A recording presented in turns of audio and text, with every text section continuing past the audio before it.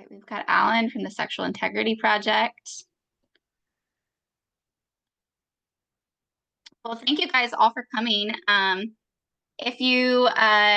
would hope you all know what you registered for, but today Marianne and I are going to be sharing about volunteer health. So healthy volunteers, thriving ministries. To answer some questions right off the bat, this webinar is being recorded. So we will be sending out a recording to your email tomorrow, and we will also be posting it on our blog, which you can find at fundeasy.com/blog tomorrow. So if you don't get it for any reason, just reach out to me. I'll have my contact information at the end. And if you have a question for us, go ahead and pop it in the Q&A tool. If it's something that maybe you want other people's opinions on, other attendees, then go ahead and drop it in the chat. Or if you just have a comment or suggestion, we would love to hear your thoughts as we go along. And then we will be having a poll later on. So please participate in the polls. We would love to hear your input. Let me see. I think we can go ahead and get started. So about this webinar. So in this webinar, we're going to learn how to build healthy, sustainable volunteer culture that is rooted in biblical stewardship. So we'll cover preventing burnout, aligning gifts with roles, retaining volunteers, and navigating common challenges, all with a heart for ministry and community. And a little bit about us. Marianne, do you want to go ahead and introduce yourself? Sure. So I'm Marianne. I'm the sales development representative here at FundEasy. That means I get to work with some amazing nonprofit leaders, especially those of you in faith-based ministries, to help you find the right tools to fundraise effectively and make that lasting impact. I joined FundEasy back in 2021. And before that, I spent years in both staff and volunteer roles at pregnancy centers, a residential hospice, an agency that supports survivors of domestic abuse, sexual violence, and human trafficking. And that varied experience really did give me a deep appreciation for the heart and the hard work of volunteers and the importance of creating healthy and sustainable teams. I've also led a women's ministry for the past 5 years and have been involved in various ministry roles for over a decade. So I really do know firsthand how vital it is to not only support and value our volunteers, but also to foster the strong communication and collaboration between staff and volunteers. Because, I mean, think about it. When everyone feels connected and on the same page, the whole team thrives. That's a little bit about me. 100%. Okay, and so I guess it's my turn. My name is Madison Hull, so I am the communication specialist here at FundEasy. I've been here at FundEasy for coming up on 3 years, and I love it. I love getting to work with a lot of your wonderful organizations, but as well as get to connect with new ones that we haven't had a chance to meet just yet. I have quite literally spent my entire life from childhood in both volunteer and staff positions in various nonprofits, primarily within pregnancy centers and churches. So currently I am, my husband and I are the student pastors at our church in Liberty Hill, Texas. And in this position, I get the privilege of stewarding volunteers, both ones that are working relationally with teenagers or in other outreach parts of our church, but also those in administrative tasks, which we all know are just as valuable and important as those working relationally with people. So one of my big passions is really making sure that we are treating our volunteers right. It is so important because oftentimes they're the lifeblood. Most of us start out as volunteers. And oftentimes, you know, we take lower pay to be able to. So we volunteer our time in other ways, even if you are paid staff. So I'm sure a lot of you can relate to some of the stuff we're going to talk about today. Even if you might be in a paid position, you're still working volunteer hours on the side, most of us. So I love equipping ministries to communicate well and to build strong, sustainable teams. So getting into it, Marianne, did you want to get us started on sort of what our focus is today? Absolutely. So today's focus is really going to be fourfold, at least to get us off on the right foot. We're going to be talking about preventing burnout, building meaningful volunteer relationships, improving retention and organizational health, and fundamentally, hopefully, we're going to be reframing volunteerism through that lens of stewardship that Madison had mentioned earlier.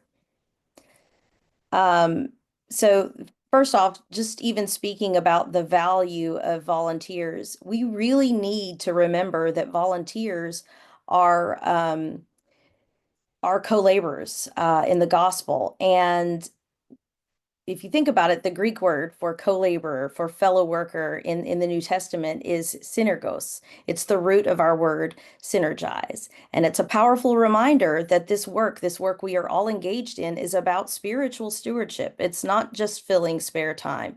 And that's why sometimes, for many of us, we need to have that slight lens shift. Some of us may be more slight or more major than others, but it needs to shift more towards spiritual stewardship and away from thinking about our volunteers as filling just spare time service. A few verses really that are going to kind of bring this home, I think, and keep us more focused on that perspective and lens. From 1 Corinthians 4, chapter 4, verses 1 through 2. This then is how you ought to regard us, as servants of Christ, and as those entrusted with the mysteries God has revealed. Now it is required that those who have been given a trust must prove faithful. And then from 1 Peter 4:10, each of you should use whatever gift you have received to serve others as faithful stewards of God's grace in its various forms. Some cautions for leaders really within this. We need to be aware. You need to be aware of when you may be drifting toward the bottom line thinking and away from that lens of spiritual stewardship. Because stewardship has to remain, it must remain the foundation here. Because frankly, burnout often stems from adopting worldly systems, and even when we aren't directly adopting them, just from falling back into those more transactional ways of thinking. Yeah, absolutely. Sometimes we get complacent, and we're all guilty of that, Marianne and myself included. So it's definitely something that you have to catch yourself on um, constantly. First we're going to be talking about some common challenges. These things like burnout, having an all or nothing mentality, misplacement of volunteers, pushy or critical volunteers, and then a lack of community. And these challenges specifically are ones that are challenges that you're going to see your volunteers facing. So, I mean, while it does often affect you as the leadership over them, these are things that, our whole goal is to have healthy volunteers, to have them come in being willing and ready to volunteer, and to know that they're going to be cherished while doing that, that it's going to be a fulfilling thing that blesses them just as much as it blesses your ministry. So, burnout, this can come from over asking, poor role definition, performance driven culture, and it can lead to a very high turnover rate. So, I mean, high turnover rate is one of the biggest issues in any sort of nonprofit, any sort of ministry when it comes to volunteers. And I mean, staff as well. I've seen that issue with staff too. Oftentimes, we are at that bottom line thinking where we're going to try to get as much done with the fewest amount of people. And that leads to a lot of over asking.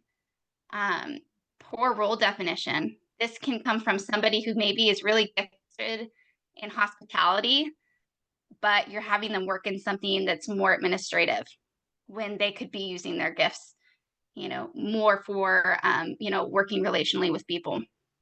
A performance driven culture. It is important to remember that nonprofits, to a certain sense, we are businesses. And so we have to, have a set of operational procedures that allow us to do our job, to do our purpose. But having that be the only motivation, then it not only leads to mission drift, but to burnout really, really quickly. So Next one is all or nothing mentality. So this can, we talk about it later when we talk about pushy volunteers, but it's volunteers insisting on doing things only their way. It can come from an unwillingness to adopt new systems, which often comes from past experience with a lack of leadership, or more specifically, like negative experiences with that. And once again, is linked up to poor role definition. I think we're going to say that a lot. It's really easy for people to make your ministry their baby. And so this is something that as staff we're guilty as volunteers, they can be guilty of as well, is taking this extreme ownership that really it belongs to God. It belongs to all of us as a whole, not one person individually. And I've noticed this in different organizations I've worked with, that oftentimes if we have an all or nothing volunteer, it's because they haven't had any help for so long. And so they say, it's my way or the highway, because this is the way that I've been surviving and fighting for so long just to get this thing done. And it can mean that they're unwilling to look at new systems.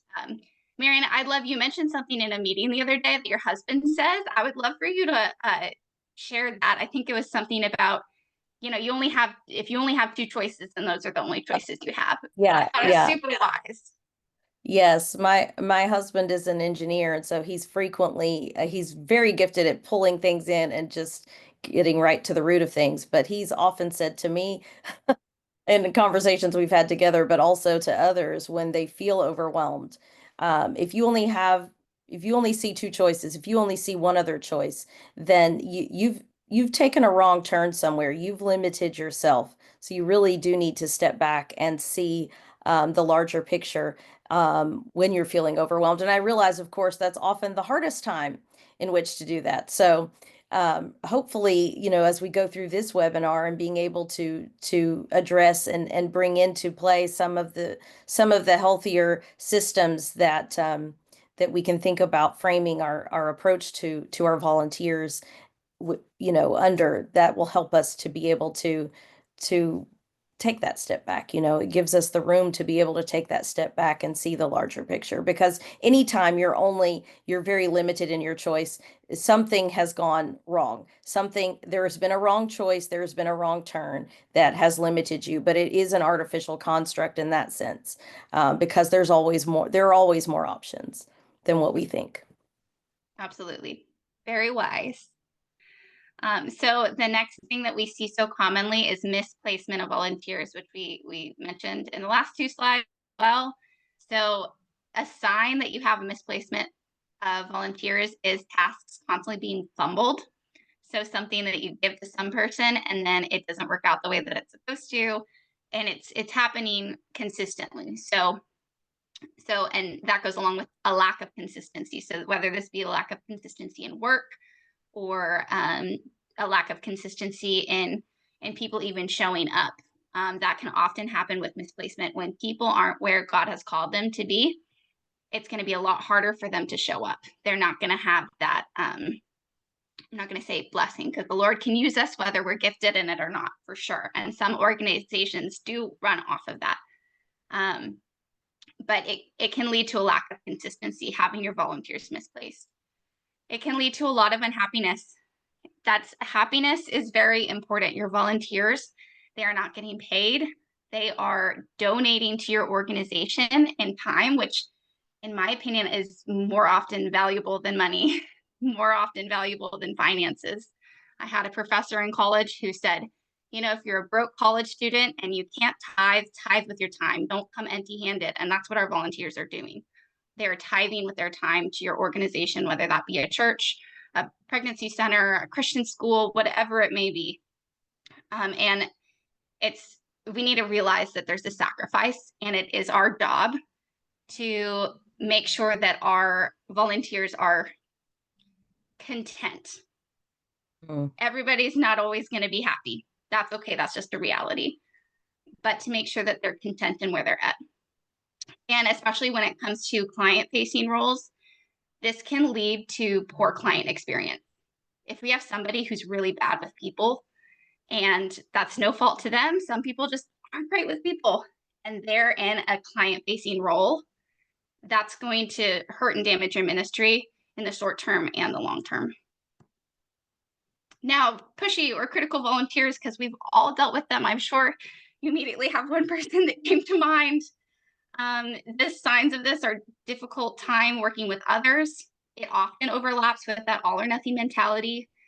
This again leads to poor client experience if they're in a client facing role. It's really, really important that we see that people with personalities that might be a little bit more pushy or a little bit more critical, and maybe it's okay, you're being a good steward of them and their time and their willingness to serve by not placing them in a role where they might damage your ministry or your relationship with clients.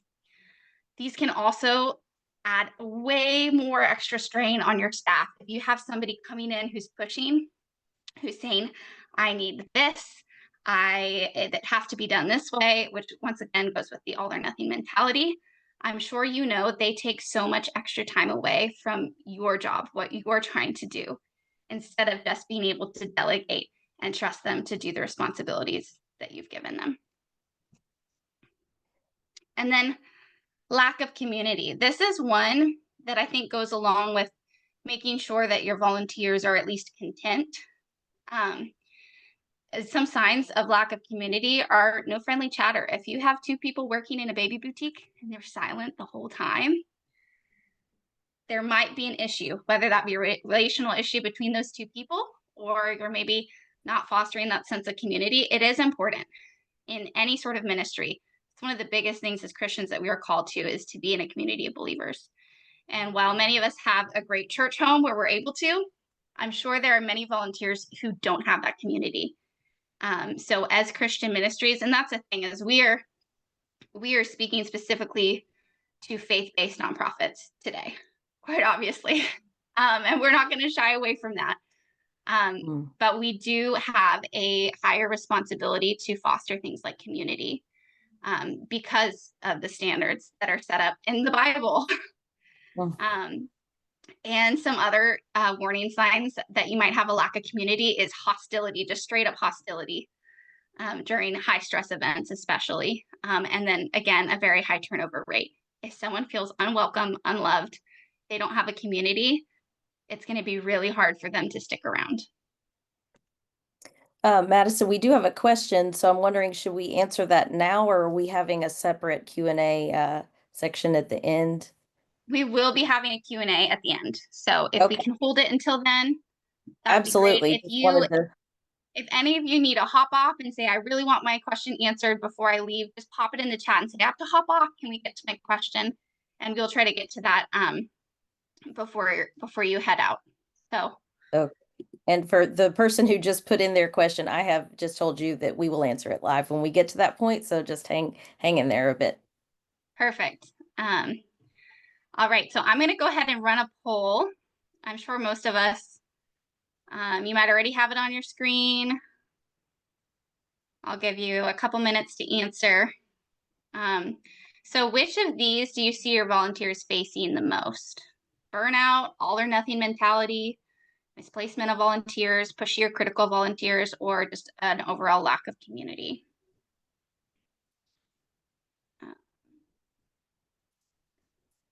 Alrighty. I think we've got the majority of people that have answered. So we've got, about 30% deal with burnout, 20% have the all or nothing mentality, another almost 20% have misplacement of volunteers, 10% deal with those pushy or critical volunteers, and then 13% deal with the lack of community. So, well, thank you all for participating in that. That helps us know sort of maybe where we need to lean into more as we go along. So these next ones, now we're going to talk about how do we address all of these things? How do we work through them? And so Marianne and I will sort of be sharing the load, because we both have, as we were going through, we were like, well, we both have experience in all of these things. So I'm going to pop back and forth between me and Marianne as we go through these slides. So setting volunteers up for success. So you want to make sure that you know your volunteers, that it is the right fit and the right time for them and for you. You want to be able to place workload boundaries. And that's really hard, especially when you don't have many volunteers, but it is absolutely vital. And then we're going to talk about dealing with pushy volunteers. So know your volunteers. This is one of those things that I think if you can start implementing some of these aspects, some of these things that we mentioned, like immediately, that is a step in the right direction. Is if you have a volunteer and you don't even know if they have kids or a spouse, then that might be a sign that you maybe need to spend a little bit more time getting to know them. So some things that you can ask about. So their spiritual gifts. Some people, even lifelong Christians have never heard the term spiritual gift. It's something that at my church we've been talking about a lot lately. You can look at 2 Corinthians for it. I believe there's some mention of it in First Timothy. But spiritual gifts, there's online spiritual gifts assessments that are great if you have no idea where to start. But make sure that those line up because they are for the good of the kingdom. So these are things that the Lord is going to be able to use in them to help serve your ministry better and to help further the kingdom, which is, at the base of it all, is pretty important. I'm sorry, I got distracted by a chat. So life circumstances, I mentioned before, whether they have a spouse or whether they have kids. I know working in pregnancy centers, we oftentimes had a lot of moms that volunteered with us, and they had very specific times when they could volunteer. That's going to give you a lot of input about their availability and about their priorities. You want them to be able to prioritize their family first. So if you have a mom that has kids in elementary school, her time is going to look way different than a mom who has kids in high school or college. The availability is going to be different. Do her kids do sports? That gives you a whole nother level of availability. You want to talk to them about their motivations. So why do they want to serve at your organization? Do they know what your mission is? Every volunteer should be able to tell you what your mission is. And then you should be able to understand where their heart is, what their connection is with that mission. And then all of that goes into availability. Like have them fill out a sheet that says, I'm available these times. I'm absolutely not available these times. Just right off the bat, before you get them in volunteering at all.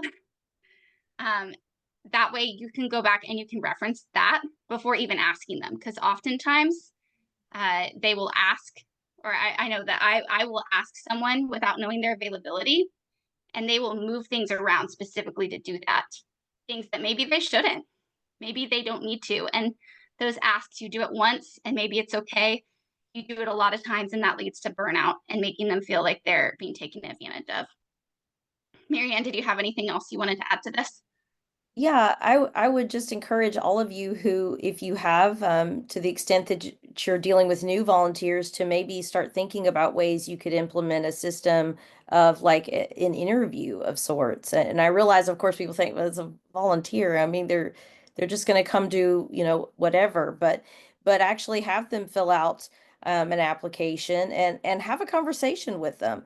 And it's a friendly conversation, of course, but be able to sort of like have your bullet points as is in this section on this slide, and think about ways you can sort of conversationally address their interests, their availability, their motivation for wanting to serve in your organization, and of course have the spiritual gifts. There are many spiritual gifts assessments that you can do to also sort of try to engage them and figure out where maybe they might have giftings that they didn't even mention that you maybe could address with them at a later point if they do end up being a good fit for your organization. But never be afraid to have such a conversation with the people that are potentially coming on board. And if they're already volunteers, you can you can set up little meetings with them, just to sort of check in and see how they're doing. There's no rule against that. And in fact, I think it would be very much welcome to know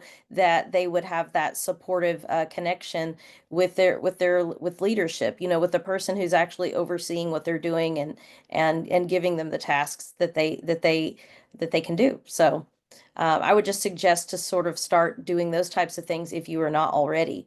And I think you'll notice a big difference in the way and in how you're able to know your volunteers. Yeah, absolutely. And that builds a lot of trust, and it does start building that sense of community that we talked about that oftentimes is lacking. Um, right fit, right time.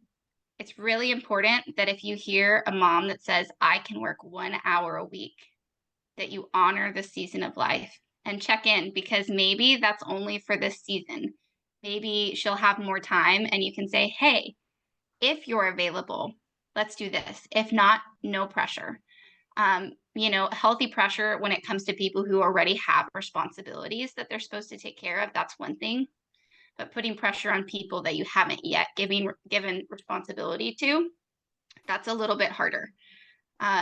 So make sure that you just check in regularly with them. Maybe you have somebody who's serving, 5 to 10 hours a week. That's amazing. But check in and make sure that that's still working for them. If you notice them fumbling things, or maybe things not being done to the level of consistency that you're used to, check in and say, hey, do you need to take a couple extra hours off this week or for this season? What's going on? And that, again, that takes time to see the person and not just what they're doing for you. Because that's really what most of our ministries are about: people. And we want to make sure that we're not only seeing the people, the clients that we serve, but we're seeing the people who run our whole organization, because without them, it's just us, right? So make sure that you occasionally reassess commitments with them. See if they either have the ability to take on more, or if you need to take a little bit off their plate. That's one thing that here at FundEasy we're really big about, is just reassessing, what does your workload look like right now? Do we need to outsource this? Do we need to, can we add a little bit more? And I can say, as somebody who loves the system, who feels very cherished, it is really effective in making someone feel genuinely cared for, is checking in. And then workload boundaries. So you want to make sure that your volunteers are not working a full-time schedule, unless they have explicitly said, this is what I want to do. I want to be a full-time volunteer. Maybe it's somebody who's retired, which is very, very, very rare. That most of the time, volunteers should not even be working a part-time schedule unless they have already committed, maybe even committed in writing. You want to keep their workload manageable, because while, yes, your organization is obviously a priority for them, most of the time it is not their biggest priority. Most of the time there's family, or there's other churches or other organizations that they serve, and you want to make sure that you're keeping their workload manageable. When it comes to large commitments, it helps to just not assume. Don't assume that they're going to take that on. If it's any extra ask, come to them personally, and don't assume, and always have a backup. If they're not able to make it, it's really important to let them know that you value them, that you had hoped that they would be able to do it, but you will make things work. And it is up to you as staff or leadership to make it work, to have a backup. It is hard, and it does mean a little extra work on our end, but it does show that you value them, and it leaves it open for them to say, hey, I can't do it this time, but next time you have a big ask, let me know. So it's not asking for those large commitments all the time. Marianne, did you have anything else to say on that? Yeah, just sort of reiterating it really, because I think oftentimes we, in positions of leadership, we're overwhelmed ourselves. And so we let things get away from us, and then we do need something done. So we approach the last person who said, that they would be interested in that. But really, this is the time that technology can work to our advantage. We can set reminders on our phone. or in whatever systems we may use in our organization, to be able to remind us to check in with people, to check in with how they're doing with their current workload, um, and to actually keep a note, somewhere, a reminder somewhere to reach out to this person who said they couldn't handle, you know, um, table decorations in this year's big gala event or what have you, but they really wanted to look into that when it comes time to plan for that for the next year. So have that already set up well in advance so that you could approach them about that. And then if they're not able to, you still have time to actually seek out someone else. And, just always be in that mindset of recruiting as well. Keeping your ear to the ground with people who may be interested in contributing in some form or fashion. Really seeing what people's gifts are going to go a long way towards thinking about ways that even if someone has only a very small amount of time, maybe there actually is something they could do in that time that I am currently doing, but I'm minimizing it and just thinking I can get it done. And so I never think that I could delegate that or have a volunteer to, complete that particular task. A lot of it is really just about the planning, even the over planning, if I can say that. Um, that's going to go a long way towards easing overwhelm for the leader, but also it will trickle down and it will empower the volunteer with a task that they can actually accomplish and feel that they've contributed to the mission. Yeah. And this is something to note even for those of you who are in leadership positions over other staff members. This is also important. It's great staff care too, not just for volunteers. Now we get to dealing with pushy volunteers. I think a good chunk of us said that we deal with pushy volunteers. I certainly have a couple that I can think of and love them, cherish them dearly, and they work hard, but they can be pushy. So it's important that with them, you also establish clear boundaries. So you want to make sure that you don't let volunteers own the ministry, that you remind them that the ministry is first God's, that the success or the failure, and this is something I say a lot, the success or the failure of your mission, of your event, of your organization, it fully relies on God and His will for you. If you need something and you ask and you get it, that is God's will. It is completely it is His ministry first, and then it is the board and the staff. You guys have your levels of leadership, and volunteers. It's really easy for them, especially the ones that are really passionate about what you do, to take ownership. But it is important to remind them that it's God's first, and then you have something set up. You have policies and procedures in place for the rest of the ownership underneath it. It's the whole thing where, you think of it in marriage. If your husband is submitting to God, then it makes it a lot easier for you to submit to Him. At least that's my personal take on it. And I think that it's really easy for us to sort of get away from that mindset. Whereas if we as leaders within our ministries are submitting to God and His will for our ministry first, it makes it a lot easier for our volunteers to submit to our authority over them. So we want to make sure that when we deal with these pushy volunteers, that we redirect with love, and that sometimes no is the most caring answer. Just a no right off the bat. Let your yes be yes and your no be no. As soon as you notice these pushy volunteers, you want to address early and address directly. And once again, we're going to take it back to the Bible, Matthew 18 principles.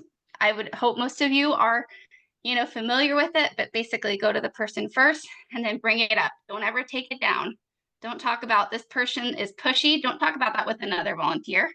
If you haven't already talked with them about it, talk with them. If you need to bring it up higher up in leadership with the board eventually, or whatever it may be, take it up. Don't take it down. So that is really my best advice. And unfortunately, I hope you never get to this point. Hopefully they can deal with constructive criticism, but there are those occasional times where you do have to say, I think I'm going to need you to take a break from volunteering for a little bit. I'm not sure if our missions are aligned. And that is a really hard place to be and really hard decisions. But by setting up those standards of what you need from them and what you're allowing, you're not only protecting yourself and your mental, emotional, spiritual health, but you're also protecting the other volunteers that they're working with. So it's that whole thing where, it's great to be passionate. We want them to lean into their passion, but there's still a way that we do things to be kind and loving. Um, so yeah. Marianne, have you had any experiences with dealing with pushy volunteers like that? Any extra sage words Yeah, of advice? yeah. Yeah, I would say one thing I'm thinking of is how, fire is good, but it needs to be in a fireplace. So we need to make sure Mhm. that it is properly directed. And part of the way that we do that is, many of you probably have an onboarding or a volunteer training that you do, at least initially for volunteers. But really, we should begin to think of volunteers as needing like ongoing sort of training and equipping. And whether that's informally, um, probably it should be a little bit more on the formal side, at least in the sense of having something that is part of those regular check-ins and part of the regular re-engaging and just making sure that the mission alignment is still there. I think those types of issues with the pushiness tend to sort of reveal themselves sometimes when engaged in like a group discussion, perhaps about how we deal with this type of client or how we deal when faced with this type of situation at an event. And then you can begin to have those conversations really out in the open. So it isn't like you're directly attacking a person at all. And they begin to see that this is the way we as an organization handle these types of situations. Certainly, you bring your authentic self to it, but these are the principles that we are governed by and that we conduct ourselves by. And I think the more regularly that can be emphasized and re-emphasized in the course of a volunteer's time with you, the better off everyone will be, really. Yeah, absolutely. All right. And then, so I think we've addressed most of those core issues that we see first. And so now we're going to talk a little bit about volunteer retention. Marianne, did you want to go ahead and walk us through this? Yes, so for volunteer retention, this is a crucial sort of issue. I know you all recognize it because turnover is something that we all face, and it's really due to that loss of momentum. Um, Long-term volunteers, though, are really where you have the ability to instill and have them pass on the organizational vision, the culture, and the training. And so whether that changes throughout the course of and hopefully it does. I mean, hopefully, because you're growing too, your organization's growing, you're growing in your own sense of leadership and vision. So that's going to change. Nothing is going to stay completely static in that sense. And so the more you can engage people and keep them engaged, they're going to pass that on as well to the new volunteers that come on as time goes on. So that is an important principle when we're thinking about volunteer retention, and avoiding the loss of momentum that leads to the turnover. Yeah, absolutely. Some best practices for volunteer retention really are first and foremost recognition and appreciation. You know, Having a volunteer appreciation event is a great way to go towards, it goes a long way towards acknowledging that.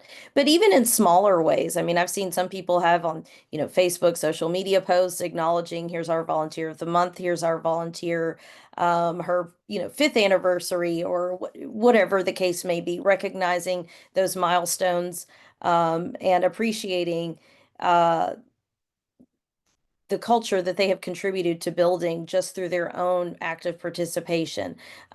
Offering those opportunities for personal and spiritual development, like we were mentioning about the spiritual gifts assessment, just having things where people can learn. When I worked at a pregnancy center, it was a center that was three doors down from an abortion facility. People confused us for that abortion facility all the time. We always prayed together, whoever was there that day. And sometimes it was different people, well, it always was different people, but we're always praying about who are the divine appointments God is sending our way this day. And having just something like that, having regular times of prayer, of personal and spiritual development, are going to go a long way towards keeping your volunteers engaged in the overall mission. Um, proper onboarding and role matching, that's also, that's critical, honestly. Now, many times, many of us start after things have already been implemented or put into place. So we already have people that maybe we learn are not quite adequate fits. But there is a sense in which we need to not be afraid to address those things and maybe bring it back to the ongoing training, setting up those regular times, maybe having a little mini staff and volunteer retreat where we talk about these things and how we can better communicate and that sort of thing.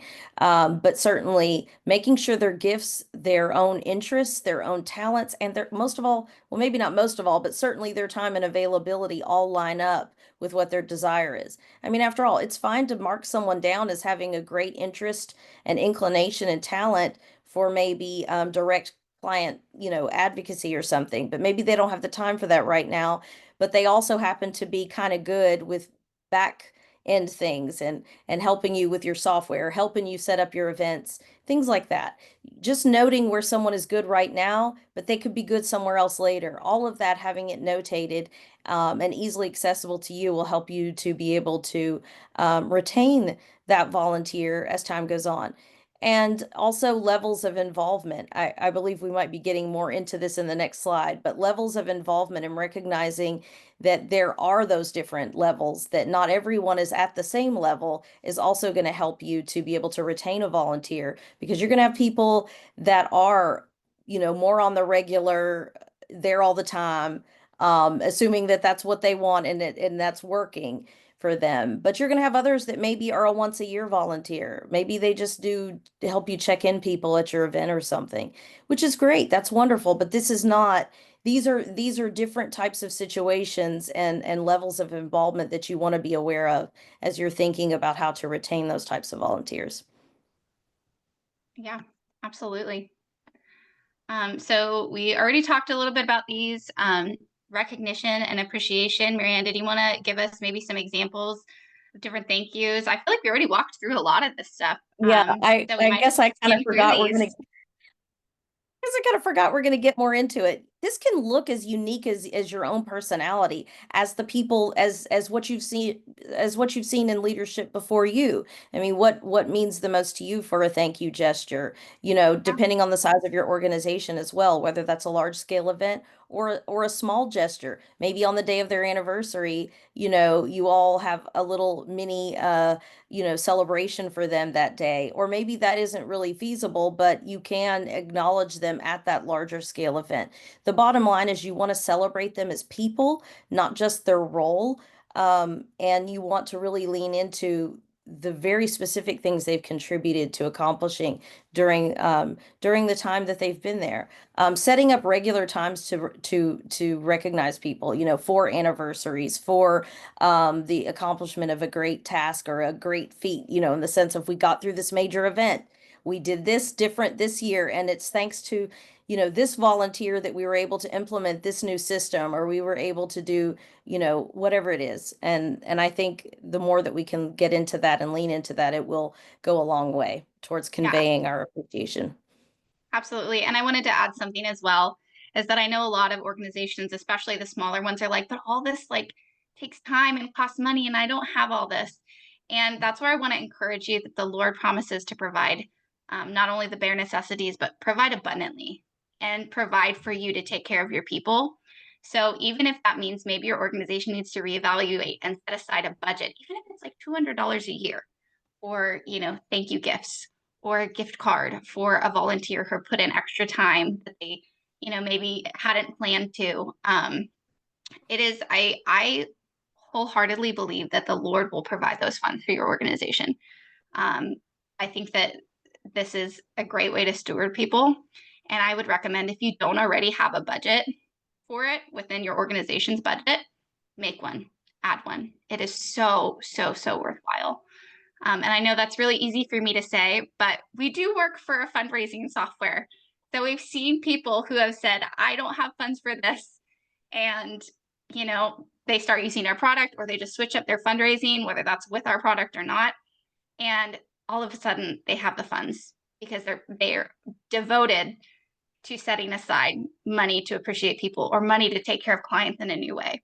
So I wholeheartedly, I want to encourage you to not ignore this. This is so, so important, and really makes people feel very cherished and valued. We did already talk about personal and spiritual development. Another way that I'd love to just hop in on this one is that if you have staff trainings, so I know for the pregnancy center that I worked for a number of years, we would occasionally do trainings on, reproductive loss care. So whether that be miscarriage, abortion, whatever it may be. And we invited our volunteers to that as well. And that was so valuable because if they're not in a client-facing role, they might not see that, but they still are associated with your organization. If you have somebody at a pregnancy center that says all the wrong things to a woman who just lost her child, that unfortunately reflects poorly on your organization, but also is almost entirely like never the volunteer's intention. So offering them the trainings that you as a staff are already going to go through, especially when it's at no extra cost to you, can be really, really crucial and really valuable. So on top of those gift assessments, there's online certifications for everything nowadays, and a lot of times free ones. If Mm. somebody's gifted or learning, hey, I think I want to take over your social media, or I think I want to start doing the graphics for our events, there's so many certifications for that, free ones. Um, do some research and send them what you can to help them, further their gifts and their talents within your ministry, but also just within their own life. Yes, and absolutely implementing that, it really goes a long way towards communicating the value that you recognize they bring to your organization. Because, people might typically think of something like this, well, this is for, this is for employees, this is for staff. And it's like, well, volunteers are staff too, in that sense. And they are communicating all the time. It matters the words that they say. I still remember a training that I went to with all kinds of volunteers for infant adoption awareness training at a pregnancy center that I was at. And some of these women, they just totally they needed help. They needed help on how to actually speak about that because, they were from older generations and they wanted to talk about giving up babies, for adoption instead of talking about mothers have the opportunity to make an adoption plan, to choose uh, to to um, to place their child to all of these options and these language, this verbiage is important. It's critical because you never know if that's the one chance someone's going to have to hear something. So including everyone as much as possible is a great way towards retaining people because it gives them that sense of importance, and it's not false either. It's not a false sense of importance. It's truly necessary. Yeah, absolutely. So onboarding and role matching, we've talked about this a lot. So I think I'm going to mostly skim through this so we have enough time for Q&A at the end. But ultimately, the goal is to let volunteers grow and glorify God through everything that they do at your organization, because really the glory is to God first, right? That should be our goal and our intention as faith-based nonprofits. And so offer levels of involvement. This is something that I'm going to spend a little bit of time on, not too much, so we can still get to Q&A as we're getting close to the end here. So just hang on. Thank you all for being so patient and for, hearing our words. I really hope that, you're able to take some of this and use it to help grow your ministry. So levels of involvement. So this is something that it's a fairly new concept to me, but it's working really well in my current role at my church, something that our campus pastor has introduced to us. And so it's different levels of involvement as a volunteer. So level one is that low commitment. An example of this would be asking somebody to bring cookies once to a Bible study, right? And then you have level two, which is that mid-level commitment, is saying, hey, could you bring cookies once a month on this day or twice a month on this day? It's that mid-level. It's a consistent commitment, mid-level. And then level three is leadership. So this would not necessarily mean, handling the entire hospitality team at your church. Necessarily, it could be, but it could also be, hey, I need you to organize cookies, make sure that there's cookies here every week, whether you do it or have somebody else do it. So it's giving them that ownership, that leadership. capability. And this is one of those things that helps manage the expectations and redirect pushy volunteers. So this is something that as you're doing that onboarding, as you're getting to know your volunteers, start them in level 1, low commitment, and let them try it for a week or 2. If it works, if they're gifted in it, keep them there and see if they're willing to move into that level 2, commitment. And, so on and so forth. But if they're in that level 1 commitment and you say, they don't seem to be very happy doing this, or things seem to not be getting done, or maybe it's just not working for one reason or another, then you haven't put them in that higher level where it's harder to move people around at that point. You can say, okay, you're not working great in this area. Let's talk about it. How is this working for you? Let's find another area for you to hop into, because most people don't want to give up. If what they're doing isn't working, if they're passionate about your organization, you want to find a place for them because they're not there on accident. And so introducing everybody at a level 1 commitment. There are occasional times when you have to, or you absolutely need to start someone into a level 2 or a level 3. They have prior experience, they're good in that area. That's a slightly different case, but for the most part, starting them at a lower level of commitment can help you make sure that they're placed correctly. So that's something that we implement at my church. And it's a newer implementation, actually, and it's working so well and is making a huge, huge difference. And for the first time, I think, since I've been a part of this church, we've had just an amazing growth of volunteers. Like, everybody seems to be well taken care of. And we have a lot more people willing to volunteer because we're giving them those options.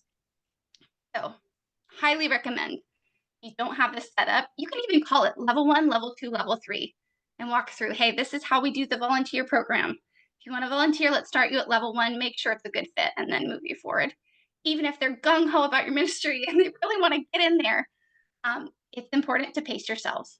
And it also keeps them from taking that unhealthy ownership of your ministry by not throwing them in too fast. Mhm.